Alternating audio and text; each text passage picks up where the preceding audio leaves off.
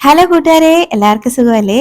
അപ്പൊ നമുക്കിന്ന് വളരെ പെട്ടെന്ന് ഒരു 10-20 മിനിറ്റിലൊക്കെ ഉണ്ടാക്കാൻ പറ്റുന്ന നല്ല ക്രീമി ആയിട്ടുള്ള ഒരു കോളിഫ്ലവർ കറിയുടെ റെസിപ്പി എങ്ങനെയാണെന്ന് കണ്ടു നോക്കിയാലോ. ഇതിലേക്ക് നമ്മൾ ക്രീം ഒന്നും ചേർക്കുന്നില്ല, പക്ഷെ നല്ല ക്രീമിയാണ്, നല്ല ടേസ്റ്റിയാണ്. ഉണ്ടാക്കാനാണെങ്കിൽ വളരെ സിമ്പിളാണ്. അപ്പൊ ഇത് ഉണ്ടാക്കുന്ന എങ്ങനെയാണെന്ന് കണ്ടു നോക്കാം. അതിന് മുന്നേ ചാനൽ ഇതുവരെ സബ്സ്ക്രൈബ് ചെയ്യാതെ ആരെങ്കിലും കാണുന്നുണ്ടെങ്കിൽ പ്ലീസ് ഒന്ന് സബ്സ്ക്രൈബ് ചെയ്ത് സപ്പോർട്ടോടെ ചെയ്തേക്കണേ. അപ്പൊ വായോ, നമുക്കിത് എങ്ങനെ ഉണ്ടാക്കുന്നതെന്ന് കണ്ടു നോക്കാം. ഇവിടെ ഞാൻ ഒരു കോളിഫ്ലവർ ഒന്ന് എടുത്തിട്ടുണ്ട്, ഒരെണ്ണം ഫുള്ള് ഞാൻ എടുക്കുന്നുണ്ട്.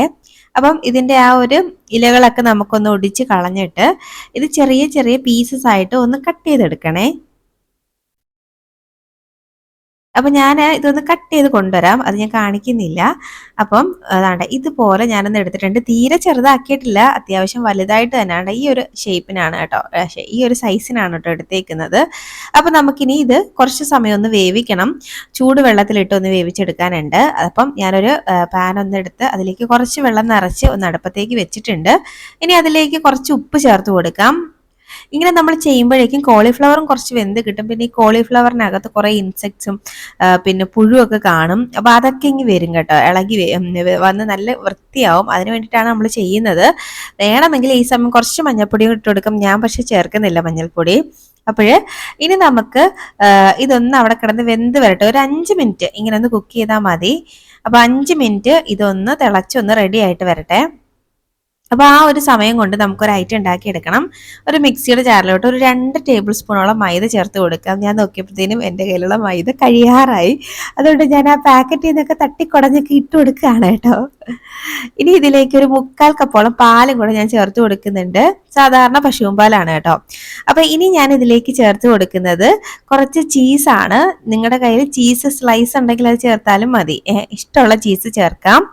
അപ്പോഴ് ഇനി ഇത് നല്ല പോലെ നല്ല പേസ്റ്റ് കണക്കിന് ഒന്ന് അരച്ചെടുത്ത് കൊണ്ടുവരാം. ഈ ചീസ് ചേർക്കുന്നതിന് പകരം പനീറിന്റെ ക്യൂബ്സ് ഉണ്ടെങ്കിൽ അത് ചേർത്താലും നല്ല ടേസ്റ്റ് ആണ് കേട്ടോ. അപ്പൊ ദാണ്ട് ഞാൻ ഇതുപോലെ ഒന്ന് അരച്ചെടുത്തിട്ടുണ്ട്. അപ്പൊ ഇതങ്ങോട്ട് മാറ്റി വെക്കാം. നമ്മുടെ കോളിഫ്ലവർ ഒക്കെ ദാണ്ട് ഇപ്പോൾ ഇവിടെ ഒന്ന് സെറ്റ് ആയിട്ട് റെഡി ആയിട്ട് വന്നിട്ടുണ്ട്. അപ്പൊ നമുക്കിത് ഇതിനകത്തുനിന്ന് ആ വെള്ളത്തിൽ നിന്ന് ഊറ്റി അങ്ങോട്ട് മാറ്റി വെക്കാം. അപ്പൊ അതാണ്ട് ഞാനൊന്ന് എല്ലാം ഒന്ന് മാറ്റിയിട്ടുണ്ട്. ഇനി ഇതങ്ങോട്ട് മാറ്റി വെക്കാം. ഇനി നമുക്കൊരു പാൻ ഒന്ന് അടുപ്പത്തേക്ക് വെച്ച് അതിലേക്ക് അത്യാവശ്യം വലിയൊരു പീസ് ബട്ടറാണ് കേട്ടോ ഞാൻ ചേർത്ത് കൊടുക്കുന്നത്. അപ്പൊ ഈ ബട്ടറിന് പകരം നിങ്ങൾക്ക് സൺഫ്ലവർ ഓയിൽ, അതായത് മണമില്ലാത്ത ഏത് ഓയിലിൽ വേണമെങ്കിലും ഉണ്ടാക്കിയെടുക്കാം, വെളിച്ചെണ്ണ ചേർക്കണ്ട കേട്ടോ. അപ്പം ബട്ടർ മെൽറ്റ് ആയി കഴിഞ്ഞതിന് ശേഷം നമുക്ക് ദാണ്ട് കോളിഫ്ലവർ ഇതുപോലെ അങ്ങ് ചേർത്ത് കൊടുക്കാം. ഇനി ഒന്നങ്ങ് മിക്സ് ആക്കി കൊടുക്കാം.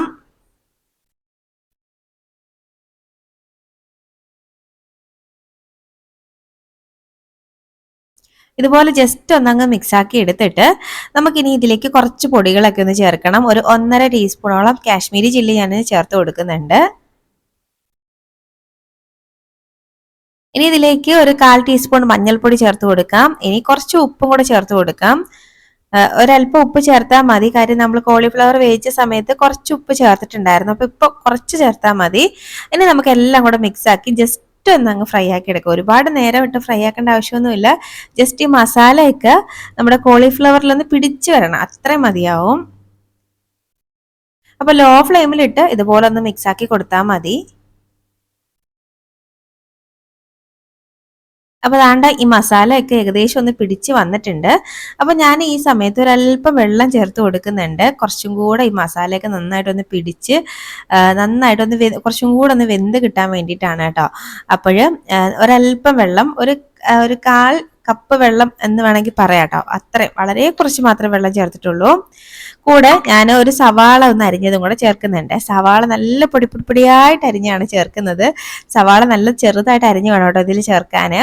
ചേർത്തിട്ട് ഒന്നും കൂടെ അങ്ങ് വഴറ്റി കൊടുക്കാം. അപ്പം സവാള ചെറുതായിട്ട് തന്നെ അരിഞ്ഞ് ചേർക്കണേ, അത് മാത്രം ഒന്ന് ശ്രദ്ധിച്ചാൽ മതി. സവാള ചേർക്കാതെ ഉണ്ടാക്കാൻ കേട്ടോ, നല്ല ടേസ്റ്റ് ആണ്. ഇനി നമുക്ക് ഈ വെള്ളമൊക്കെ ഒന്ന് വറ്റി വരുന്നവരെയും ജസ്റ്റ് ഒന്ന് കുക്ക് ചെയ്തെടുക്കാം. ഒരു 2-3 മിനിറ്റ് മാത്രം കുക്ക് ചെയ്താൽ മതി. അപ്പൊ അതാണ്ട് വെള്ളമൊക്കെ ഒന്ന് വറ്റി വന്നിട്ടുണ്ട്. അപ്പം സവാളയും ഒന്ന് വെന്ത് വന്നിട്ടുണ്ട്. അപ്പൊ ഈ ഒരു സമയം ആകുമ്പോഴേക്കും നമ്മളിവിടെ നേരത്തെ റെഡിയാക്കി വെച്ചേക്കുന്ന ആ ഒരു ഇതുണ്ടല്ലോ പേസ്റ്റ്, അത് ഇതിലേക്ക് ചേർത്ത് കൊടുക്കുന്നുണ്ട്. ഇനി അതേ മിക്സിയുടെ ജാറിൽ തന്നെ ഞാൻ കുറച്ച് പാലും കൂടെ, ഒരു 1/2 കപ്പ് പാലും കൂടെ ചേർത്ത് കൊടുക്കുന്നുണ്ട്. അപ്പൊ നിങ്ങൾക്ക് വേണമെങ്കിൽ വെള്ളവും ചേർക്കാം കേട്ടോ. അപ്പം ഞാൻ പാല് തന്നെ അങ്ങ് ചേർത്തതാണ്. ചേർത്തിട്ട് ഒന്നും കൂടെ അങ്ങ് മിക്സ് ആക്കി കൊടുക്കാം. അപ്പോൾ നമ്മൾ ഇതിലേക്ക് മൈദയൊക്കെ ചേർത്തേക്കുന്നതുകൊണ്ടും ചീസ് ചേർത്തേക്കുന്നതുകൊണ്ടും ഒക്കെ പെട്ടെന്ന് ഇതങ്ങ് തിക്കായി വരാൻ തുടങ്ങും കേട്ടോ. അപ്പോൾ വേണമെങ്കിൽ നിങ്ങൾക്ക് നിങ്ങളുടെ ഒരു പാകത്തിന് കുറച്ച് പാലോ അല്ലെങ്കിൽ വെള്ളമോ ചേർത്ത് കൊടുക്കാം. അപ്പോൾ ഞാൻ നല്ല ക്രീമി ആയിട്ട്, അതായത് കുറച്ച് തിക്കായിട്ട് ഉണ്ടാക്കുന്നതുകൊണ്ട് ഞാൻ ഇതിലേക്ക് ഇനി ഒന്നും ചേർക്കുന്നില്ല. ഒന്നും കൂടെ മിക്സ് ആക്കിയിട്ട് നോക്കിയപ്പോഴത്തേനും കുറച്ച് ഉപ്പിന്റെ കുറവുണ്ടായിരുന്നു, അതുകൊണ്ട് ഒരു അല്പം ഉപ്പും കൂടെ ചേർത്തിട്ടുണ്ട്. ഇനി ഒന്നും കൂടെ മിക്സ് ആക്കാം. നന്നായിട്ടൊന്ന് തിളച്ച് വരണം. അപ്പൊ നിങ്ങളുടെ കയ്യിൽ ഈ സമയം ഈ കസൂരി മേത്തി ഉണ്ടെങ്കിൽ കുറച്ച് ചേർക്കാം കേട്ടോ. ഞാൻ നോക്കിയപ്പോൾ എൻ്റെ കയ്യിൽ കസൂരി മേത്തി ഒക്കെ കഴിഞ്ഞായിരുന്നു. അപ്പം കസൂരി മേത്തി ചേർക്കുമ്പോഴേക്കും ഒരു പ്രത്യേക ഫ്ലേവർ ഒക്കെ വന്നു തുടങ്ങും ഈ ഒരു കറിക്ക്. ഉണ്ടെങ്കിൽ മസ്റ്റ് ആയിട്ടൊന്ന് ചേർത്തോളൂ കേട്ടോ. അപ്പൊ എൻ്റെ കയ്യിൽ ഇല്ലാത്തതുകൊണ്ടാണ് ചേർക്കാഞ്ഞത്. ഇനി നമുക്ക് ഒന്നും കൂടെ ഒന്ന് നല്ല പോലെ ഒന്ന് തിളപ്പിച്ചെടുക്കാം. പാലൊക്കെ നന്നായിട്ടൊന്ന് തിളച്ച് വരട്ടെ. ഇതുപോലെ ഒന്ന് മിക്സ് ആക്കി ഒന്ന് തിളപ്പിച്ചെടുക്കാം.